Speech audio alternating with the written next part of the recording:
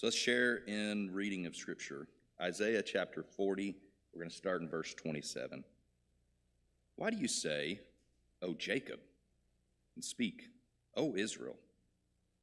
My way is hidden from the Lord, and my right is disregarded by my God. Have you not known? Have you not heard? The Lord is the everlasting God, the creator of the ends of the earth. He does not faint or grow weary. His understanding is unsearchable. He gives power to the faint, and to him who has no might, he increases strength.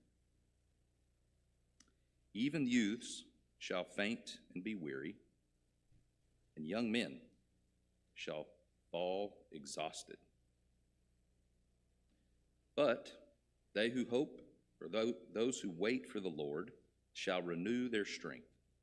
They shall mount on wings like eagles, and they shall run and not be weary. They shall walk and not faint.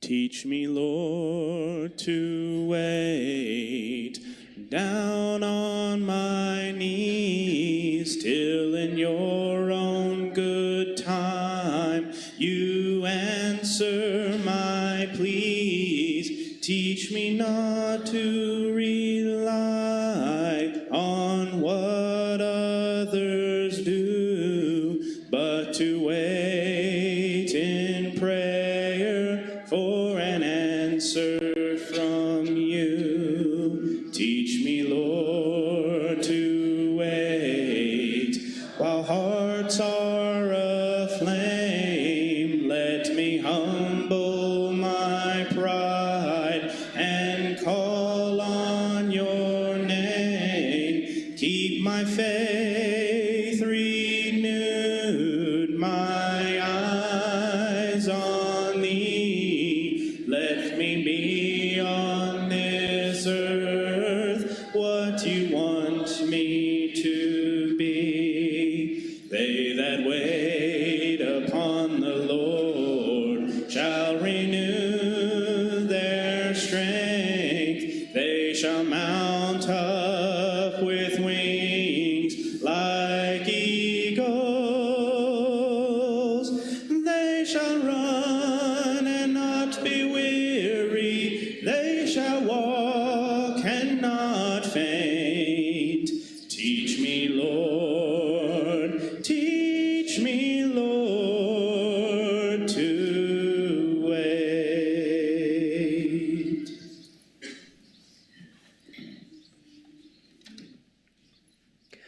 I don't know about you guys, but I do not like waiting. And that is a hard song to sing and mean. Really, what I want to say is, Lord, don't make me wait. But I think that song is very nicely tied to the text that Adam read for us. And it reminds us that there's something important in waiting. I like how it connects humility with waiting. But I don't like to wait. Sitting at a doctor's office, no thank you. Lines in an amusement park, store checkout lines, anywhere where there's a big crowd, you're going to have to wait. Wherever there is a wait, you name it, I'm going to be there complaining. I have to sit through, in Abilene, if I have to sit through a light more than one cycle, if it's green and I don't get through, I'm going to throw a little baby fit. I don't like that. I'm going to be mad. The other day, I guess with Christmas shopping, I was on Southwest and Clack, and I had to wait for that light through like 3 cycles. I was grumpy.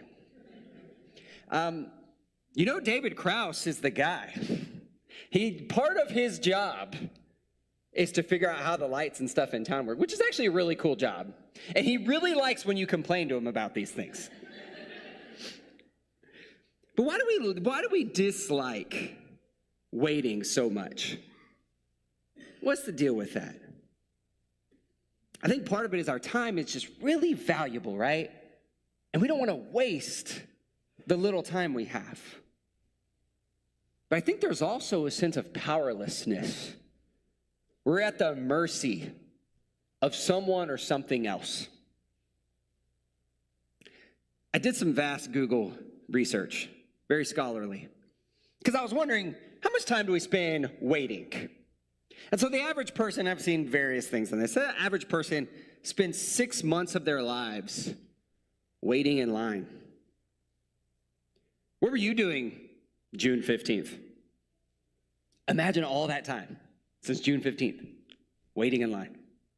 That's how much time you'll spend in your life doing that. 13 hours a year waiting on hold with customer service. Probably more if you use something like Straight Talk. 38 hours a year waiting in traffic. Probably more if you live in like Dallas. And then 146 hours a year waiting for a friend who's late. Probably more if you attend Westgate. Some of our newer members are whipping us into shape, though, so thank you for that. That's been nice. And then 9 years of your life spent on a phone. And I put that one up there because that's what we do when we're waiting, right? When we're waiting, we pull out, if you look at like a doctor's office, everybody's sitting there on their phones. And unfortunately, if you look in traffic, everybody's on their phones. That's a lot of waiting, though. There's a lot of time. There's a lot of our lives spent waiting. And this is a season of waiting. Part of like the whole Advent season, there's a week where you focus on waiting. And waiting for Christmas, yes, waiting for presents, waiting for family time and time off of work. But traditionally, this is time spent waiting on God. Waiting on the arrival of a Savior who will bring peace. I think Joy to the World, I think, was the first song we sang, and we sang like a verse that we don't normally sing. But it was kind of speaking of God coming here and righting wrongs, making all things new, making all things right. We wait on God to do that. The world was waiting on Messiah for a long time. I've said before that to be a Christian is to be a person who waits. That's not like a very good selling point for Christianity. We don't really like waiting. But God's people do a lot of waiting in Scripture. It's kind of a recurring theme in the Bible of barren women not being able to have a baby until they're really old. They're waiting a long time. The Israelites were enslaved for 400 years before the Exodus. In the New Testament, they're already talking about waiting for Christ's return. In fact, they're already getting antsy. Paul in the New Testament is saying, hang in there. It'll come eventually. We've been waiting a while for Christ to return. Sometimes we sin just because we don't want to wait. That's where a lot of our sin comes from, because we're impatient. And I think that's why one of the fruits of the Spirit is patience. During the time of the Babylonian exile, they were waiting.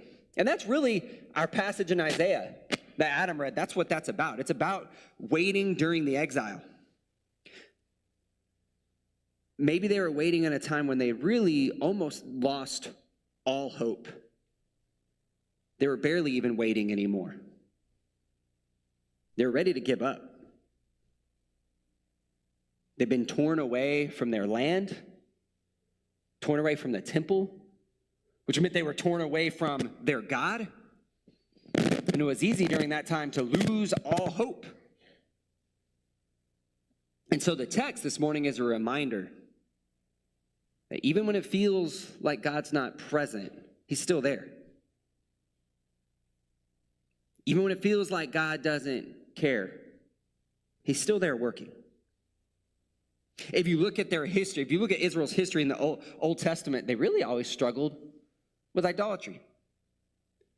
They're often running off and worshiping some other gods, the golden calf, maybe Baal, maybe Asherah, maybe mixing up worshiping Yahweh God and other gods. It was a frequent temptation all throughout the Old Testament. But then by the time Jesus comes, it doesn't really seem to be an issue anymore. They're pretty strict monotheists.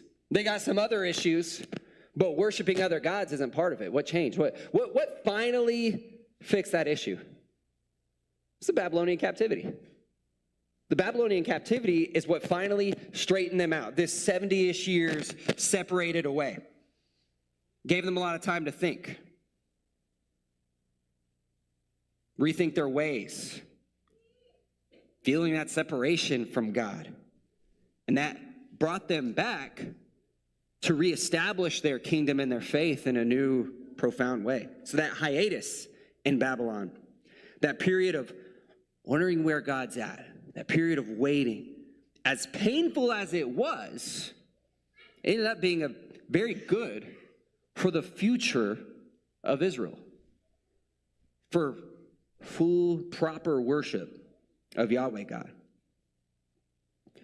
So this morning, and really this season, I want to challenge you to think of waiting not as just this throwaway, wasted time, but a time of intentionality, time to develop some humility, maybe a time of preparation. During the Babylonian captivity, Israel had to face their powerlessness, which is unpleasant. But they realized that, okay, I put my faith in horses and chariots, and look where that got me. That wasn't enough. My military might was not enough. Didn't work. Their negotiation skills, their reliance on foreign powers to protect them, that didn't work either. They were powerless.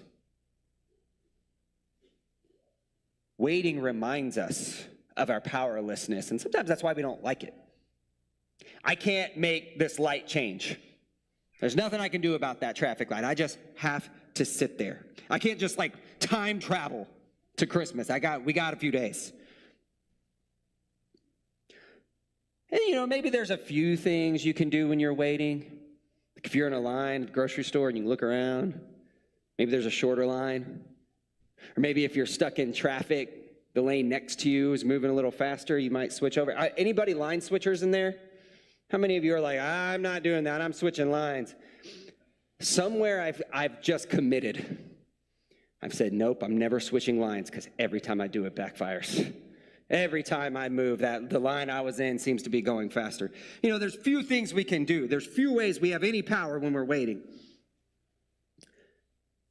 Sometimes it's good.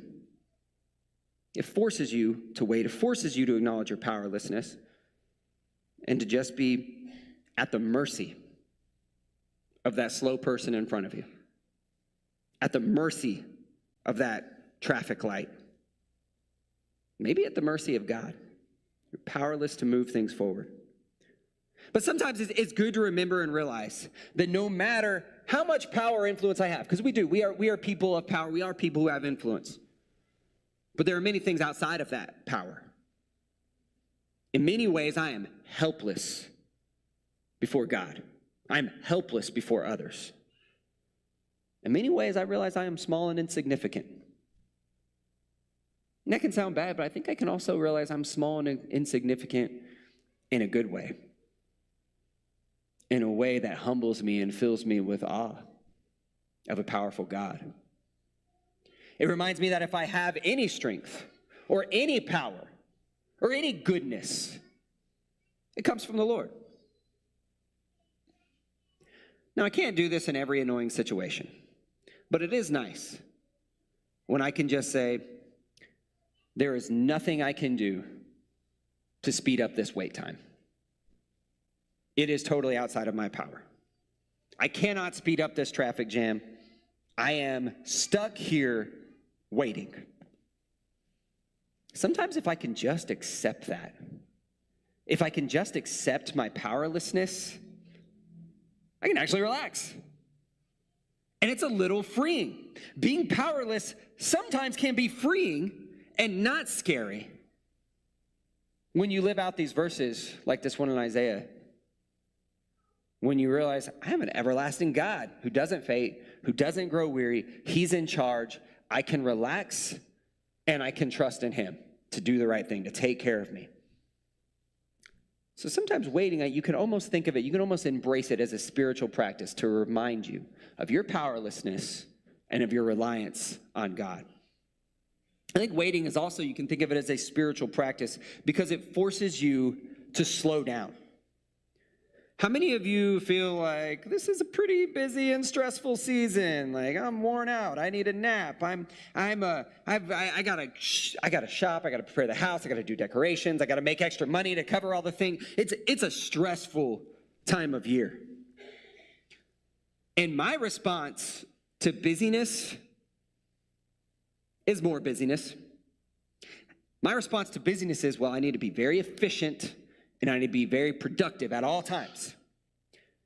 If I can just scratch everything off of my list, work really hard, really fast, really efficiently, I can get things done and then I can relax. I can have this sense of relief. And so some kind of hold up, like a slow driver, non-cooperative computer, drives me nuts because I'm trying to scratch things off the list. So this is a real interruption. This is a real frustration for me. But sometimes I realize that all the items on the list won't ever all be scratched off. That the key to rest and relief isn't really hard work, especially in a world that's always going to bombard you with the next thing. With the next thing to say yes to, with the next busyness, with the next to-do. The list of to-dos is like a never-ending death scroll, and sometimes we just need to acknowledge that. But as we think about waiting well, one of the ways that I think sometimes is waiting well, not all the time, this is not really my suggestion here. This is my efficiency, productivity, mind thinking here, is to find a way to be productive while I wait. Any of you do that? Like read a book on my phone while I'm waiting in line at the store? I've actually learned to play guitar a lot of times during waiting. You know, if my family's all going somewhere, I'll pick up the guitar for a few minutes and start playing. I think my family started to feel like it's really passive aggressive. Dad's playing guitar, he wants us to hurry up. At least I tell myself that's why they don't like me playing guitar. But I think there is some space for that, right? To use this kind of throwaway time, to use it well. But I think it's also really nice if you can just use it to slow down and be present in that moment. We're so bombarded with information, with media, with music, to just stop and receive whatever is just in the world around you. Just turn everything off and just be present in that moment. Because waiting, it forces us to stop, and sometimes we need to be forced to stop. We're just going and going and going. To step off this hamster wheel of life, to slow down and have this relief from frantic activity.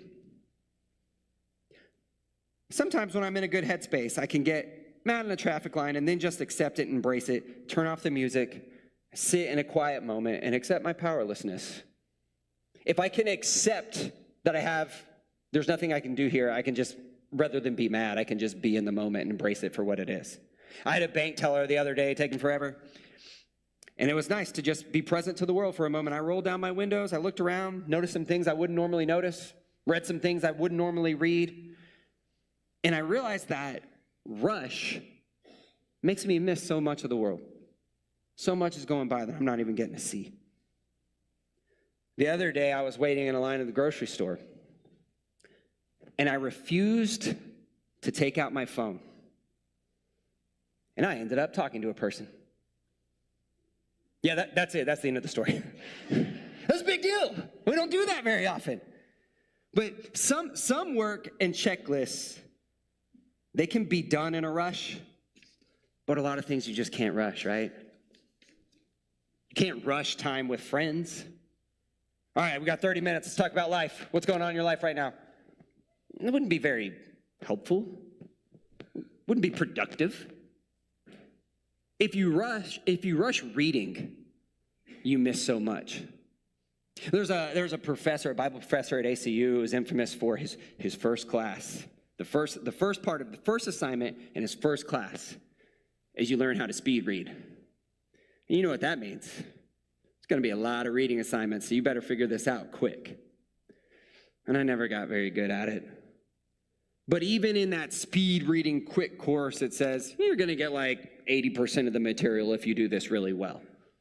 When you do things fast, you're going to miss stuff. You can't rush conversations sometimes. You can't be like, hey, spit it out. Let me hear it. That's rude. It's hurtful. My family was talking the other day about how sometimes we wish conversations would just slow down a little bit. I noticed something in our culture that changed. I noticed as a youth minister is you need to spit it out quick now.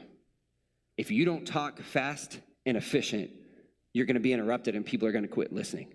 You got to tighten things up. Sermons got to get shorter. We have slower attention spans now.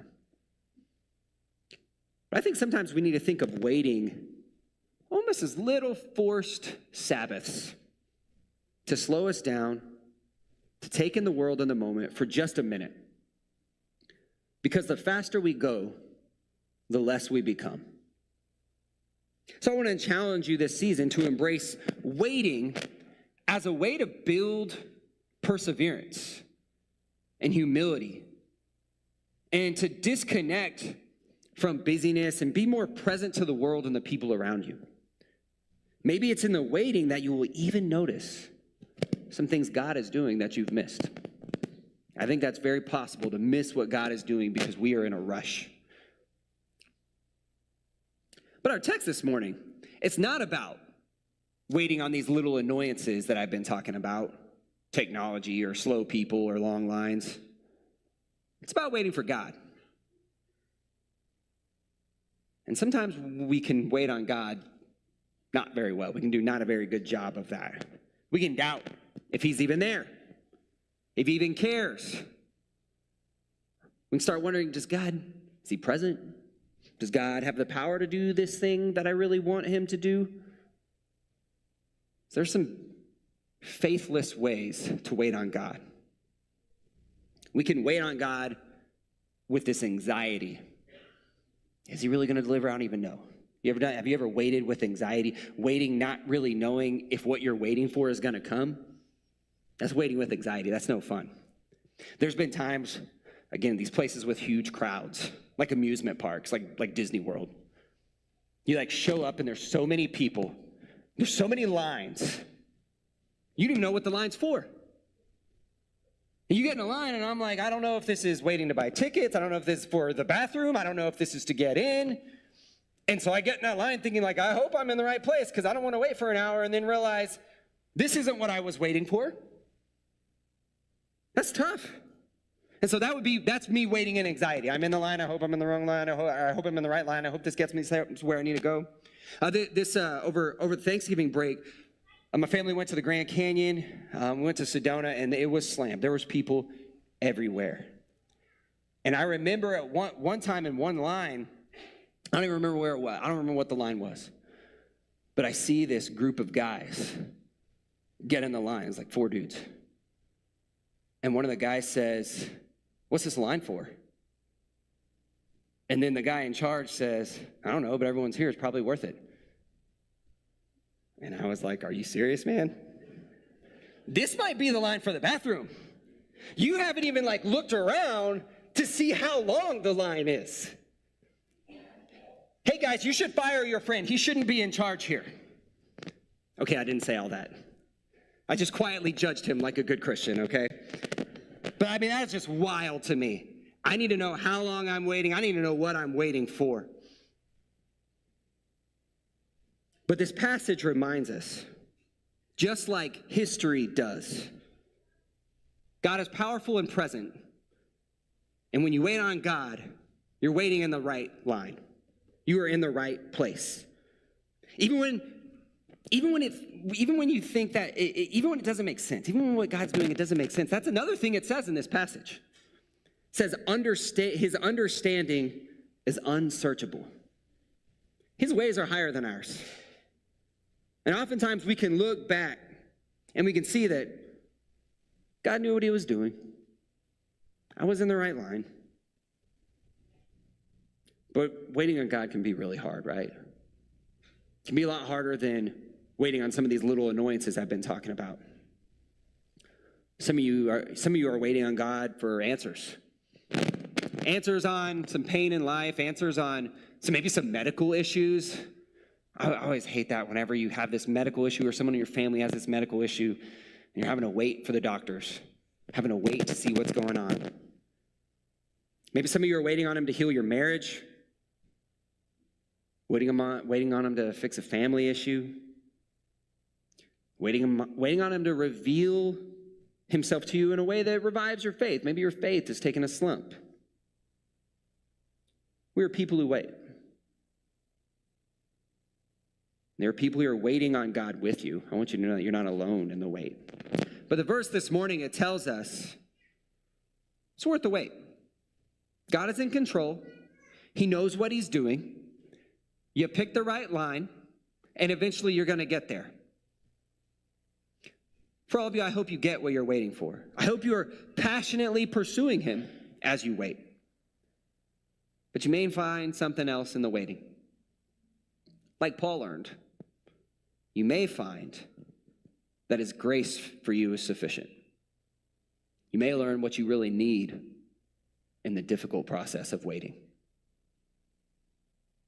It's my prayer that we can all wait for God in hopeful expectation and trust, not in anxiety. Wait for God like kids wait for Christmas, knowing good things are coming. There is celebration right around the corner. Knowing God is good and he is a God of the impossible. If you would like any prayers, any encouragement, or if you want to give your life to Christ, we want to invite you to come now as together we stand and sing.